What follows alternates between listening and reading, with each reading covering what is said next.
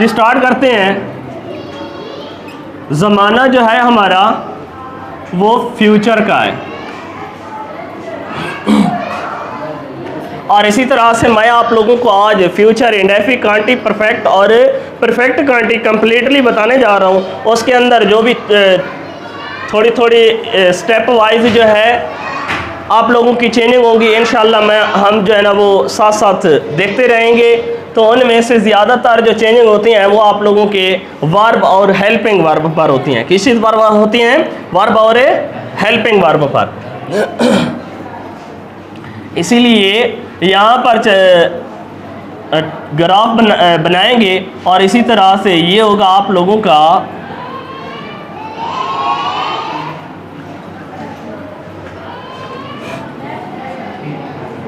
Verbal cases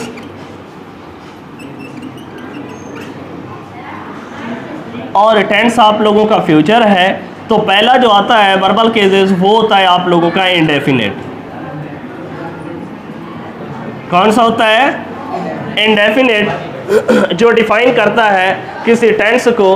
तो इसी तरह से इंडेफिनिट केस को पहले सबसे पहले जो है ना इंडेफिनिट केस को सेट करते हैं। इसका स्ट्रक्चर किस तरह से होगा? पहले मैं आप लोगों को सेंटेंस का स्ट्रक्चर बताता चलूँ। सब्जेक्ट प्लस वर्ब, आप लोगों का helping verb plus verb, form of verb plus object. समझ आ रही है? दो वर्ब हमने लिए, एक आप लोगों का हेल्पिंग वर्ब होता है, एक आप लोगों का फॉर्म ऑफ वर्ब होता है, और साथ ऑब्जेक्ट साथ में फुल स्टॉप देने के बाद सेंटेंस आप लोगों का क्लियर हो जाता है। चलते हैं अपने इंडेफिनिट केस की तरफ। इंडेफिनिट के अंदर आप लोगों ने क्या करना है? सबसे पहले देखना यह है कि हेल्पिंग वर्ब जो होगा वो किस तरह का होगा, क्योंकि चेंज होने वाली चीज़ें यही होती हैं। और वर्ब या तो चेंज होता है या आप लोगों का हेल्पिंग वर्ब चेंज होता है। इसके अंदर आप लोगों का जो हेल्पिंग वर्ब होगा वो आप लोगों का विल, शैल और विल की सूरत में होगा।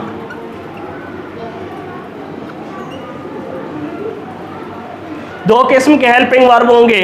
तो इसी तरह से आप लोगों के इन दोनों हेल्पिंग वर्ब की सूरत में जो आप लोगों का फॉर्म ऑफ वर्ब होगा वो आप लोगों का फर्स्ट फॉर्म में इस्तेमाल होगा, फर्स्ट फॉर्म ऑफ वर्ब इस्तेमाल किया जाएगा, और इसी तरह से ऑब्जेक्ट राइट किया जाएगा। दिमाग में ये सवाल पैदा हो रहा है कि सर ने जो है ना सब्जेक्ट को क्यों छोड़ दिया है?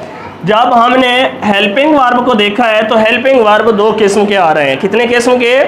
दो किस्म के आ रहे हैं। इसीलिए हमें सब्जेक्ट के भी ग्रुप दो बनाने होंगे। तो इसी तरह से चलते हैं सब्जेक्ट के ग्रुप की तरफ। जो आप लोगों का शेल होता है उसके साथ आप लोग फर्स्ट पर्सन को इस्तेमाल करते हो। कौन से पर्सन को इस्तेमाल किया जाता है? फर्स्ट पर्सन को।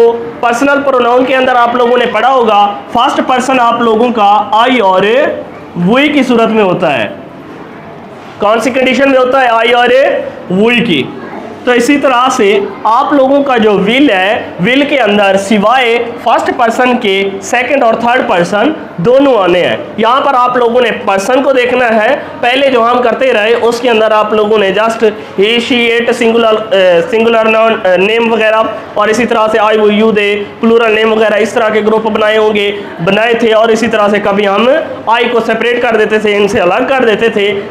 लेकिन यहाँ पर जो ना है वो आप लोगों का फर्स्ट और सेकंड थर्ड ग्रुप पर पर्सन पर चलते हैं। तो इसी तरह से फर्स्ट पर्सन जो आप लोगों का आई और वही था, तो सेकंड पर्सन आप लोगों का यू विल के साथ शामिल होगा, और इसी तरह से थर्ड पर्सन में आप लोगों का ही होता है, शी होता है, इट होता है और दे शामिल होता है। तो ये आप लोगों का विल की तरफ जाएगा। अब ये तो हमने राइट कर दिया, फर्स्ट सेकंड थर्ड पर्सन को हमने मेंशन कर दिया। लेकिन पर्सनल प्रोनाउन के साथ साथ कुछ नेमिंग पर्सनल भी होते हैं जो कि नाम से ज़ाहिर किए जाते हैं। या तो वो फर्स्ट सिंगुलर नेम की सूरत में होते हैं या तो वो प्लूरल नेम की सूरत में होते हैं। ऐसे होता है ना? तो ये भी पर्सनल प्रोनाउन होते हैं जो कि आप लोगों के सेंटेंस के अंदर शामिल होते हैं। तो उनमें से आप लोगों का जो सिंगुलर या प्लूरल नेम होगा उसके साथ भी आप लोग विल का इस्तेमाल करोगे। किस चीज़ का? विल का इस्तेमाल करोगे। ये था आप लोगों का इंडेफिनिट। अगर आप लोगों का सेंटेंस नेगेटिव है तो विल और शैल को इस्तेमाल करते हुए, इन्हीं को फॉलो करते हुए, इनके बाद आप लोगों ने नॉट लगाना है। किस चीज़ का इजाफा करना है? जस्ट नॉट का, नेगेटिव के लिए। अगर आप लोगों का सेंटेंस इंटेरोगेटिव आ रहा है तो तब आप लोगों ने विल और शेल को अपने ही सब्जेक्ट के साथ जो है पहले नंबर पे ले आना है। उसके बाद शेल के बाद आई और वही सब्जेक्ट राइट करना है, इनमें से कोई एक सब्जेक्ट राइट करना है। और आप लोगों ने विल को राइट करने के बाद will as a W capital letter की सूरत में सेंटेंस में पहला लेटर कैपिटल होता है। और इसी तरह से आप लोगों ने सेकंड और थर्ड पर्सन को फॉलो करना है, साथ सिंगुलर और प्लूरल नेम को भी शामिल करना है। समझ आ रही है? इसकी समझ आ गई? क्लियर हुआ? नेक्स्ट चलते हैं दूसरे सेंटेंस, दूसरे वर्बल केसेस की तरफ। वो है आप लोगों का कॉन्टिन्यूअस। क्या है? कॉन्टिन्यूअस। तो कॉन्टिन्यूअस जारी होने को जाहिर करता है। पहले हमने फ्यूचर इंडेफिनिट को डिस्कस किया, लेकिन अब हम जो करने जा रहे हैं वो है future continuous tense. Future continuous tense के अंदर इसी तरह से आप लोगों ने स्ट्रक्चर ऑफ सेंटेंस को फॉलो करना है। तो देखना यह है कि ये किस तरह से चेंज होता है, इसके अंदर कौन सी चीज़ का इजाफा होना है और किस चीज़ का कौन सी चीज़ का जो है ना कमी होनी है। तो पहले आप लोगों ने हेल्पिंग वर्ब को देखना है। हेल्पिंग वर्ब आप लोगों का शेल उसी तरह से आएगा और विल भी उसी तरह से आएगा। इजाफा होगा तो जस्ट बी का होगा। किस चीज़ का? बी का इजाफा होगा।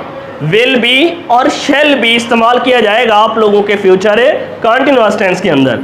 और साथ ही आप लोगों ने first form of verb plus ING का इस्तेमाल करना होगा, प्लस ऑब्जेक्ट फुल स्टॉप। अब जिस तरह से आप लोगों ने फ्यूचर इंडेफिनिट के अंदर ग्रुप बनाए थे सब्जेक्ट के, यहाँ पर भी सेम उसी तरह से सब्जेक्ट के ग्रुप बनाने होंगे। शेल के साथ आप लोगों ने फर्स्ट पर्सन आई वही को लेना होगा और विल के साथ आप लोगों ने सेकंड और third person you, he, she, it, they और साथ ही आप लोगों ने सिंगुलर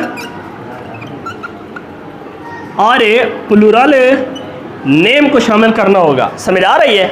बेटा बात जो है आप लोगों की सेम आ रही है, लेकिन फ़र्क क्या है? विल और शेल इस्तेमाल हुआ, इजाफा हुआ बी का, और कंटिन्यूअस की वजह से आप लोगों ने आईएनजी फॉर्म इस्तेमाल की। क्लियर हुआ? नेक्स्ट चलते हैं। लेट्स स्टार्ट अब परफेक्ट की तरफ। तो आप लोगों का परफेक्ट केस जो है वर्बल केस, ऐसा केस है जहां पर किसी काम के डन हो जाने को जाहिर करता है। परफेक्ट नाउन से जाहिर है किसी काम के मुकम्मल हो जाने को जाहिर करता है, ऐसा काम जिसका रिजल्ट एदा अवेलेबल हो चुका हो। टेंशन बिल्कुल नहीं लेनी, हम ये इसके जो है ना उर्दू में पहचान भी देखेंगे और इनके सेंटेंसेस भी बनाएंगे नेक्स्ट जाकर। तो अभी आप लोग ये देखो कि फ्यूचर परफेक्ट के अंदर कौन सी तब्दीली आने वाली है। फ्यूचर परफेक्ट के अंदर आप लोगों का वही सेम रहेगा, शेल, हेल्पिंग वर्ब और साथ आप लोगों का विल और बी की बजाय आप लोगों ने हैव का इजाफा करना है। समझ आ रही है? बी की बजाय आप लोगों ने हैव का इजाफा करना है, बी को कैंसल आउट कर देना है परफेक्ट में आकर। तो साथ ही आप लोगों ने परफेक्ट की वजह से थर्ड फॉर्म का इस्तेमाल करना है, जिस तरह से पहले टेंसेस के अंदर हम इस्तेमाल करते आए हैं। और object plus full stop sentence clear, लेकिन रहते हैं सब्जेक्ट। चलते हैं सब्जेक्ट की तरफ। आप लोगों ने जिस तरह से शेल के साथ आप लोगों ने आई और वही एदा फर्स्ट पर्सन का इस्तेमाल किया था, और इसी तरह से वही के साथ आप लोगों ने सेकंड और थर्ड पर्सन के साथ साथ सिंगुलर और प्लूरल नेम को भी शामिल किया था, यहाँ पर भी सेम उसी तरह से करना है। You as a second person, he, she, it, they as a third person, और साथ ही आप लोगों ने सिंगुलर और प्लूरल नेम को शामिल करना है। समझ आ गई बेटा? तो यही सेंटेंस का स्ट्रक्चर है और यही इसका फार्मूला है। नेक्स्ट चलते हैं परफेक्ट कांटी की तरफ। परफेक्ट कांटी क्या चेंजिंग लेकर आता है इसको देखते हैं। आप लोगों का जो वर्बल केस परफेक्ट कंटिन्यूअस है, फ्यूचर परफेक्ट कंटिन्यूअस, इसके अंदर आप लोगों ने क्या करना है, जिस तरह से आप लोगों ने इंडेफी के अंदर प्रेजेंट के अंदर, प्रेजेंट के परफेक्ट कांटी के अंदर बीन का इजाफा किया था हैव के साथ, और इसी तरह से पास्ट के अंदर आप लोगों ने पास्ट परफेक्ट के अंदर, परफेक्ट कांटी के अंदर आप लोगों ने हैड बीन का इजाफा किया था, हैड के साथ बीन का इजाफा किया था। यहाँ पर भी सेम वही कंडीशन रहनी है, विल और शेल आप लोगों का सेम राइट किया जाएगा, और उसके साथ ही आप लोगों ने विल शेल हैव और बीन का इजाफा कर देना है, इसके साथ ही आप लोगों ने बीन का इजाफा कर देना है, और बाकी आप लोगों का सेंटेंस सेम रहेगा। और एक कंटिन्यूअस की वजह से आप लोगों ने आईएनजी फॉर्म का इस्तेमाल कर देना है, कंटिन्यूअस की वजह से फर्स्ट फॉर्म में आईएनजी का इस्तेमाल करना है, object last first of clear हुआ ना। तो अब सब्जेक्ट की बारी आती है, सब्जेक्ट आप लोगों के सेम चलते आ रहे हैं, यहाँ पर भी कोई तब्दीली नहीं होने वाली, आप लोगों के सब्जेक्ट सेम आएंगे, आई और वही है the first person, second third person you, he she it,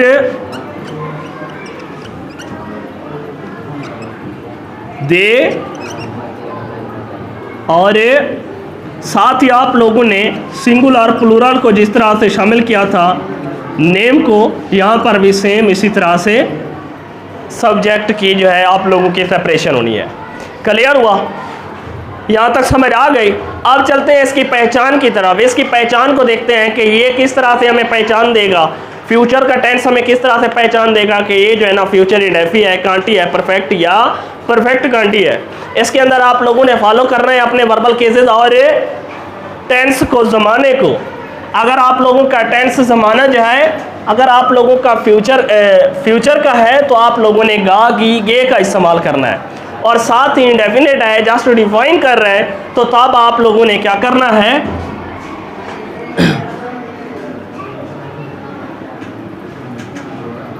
अलिफ ता राइट कर सकते हो गा जो है आप लोगों का फ्यूचर बता रहा है, और ता होगा, ता जो है ये आप लोगों का ता, ती, ते किसी काम के करने के एक्शन को जो शो कर रहा है, जो फर्स्ट स्टेज पर होता है, करना, होना, ये आप लोगों का इंडेफिनेट कर रहा है। समझ आ रही है।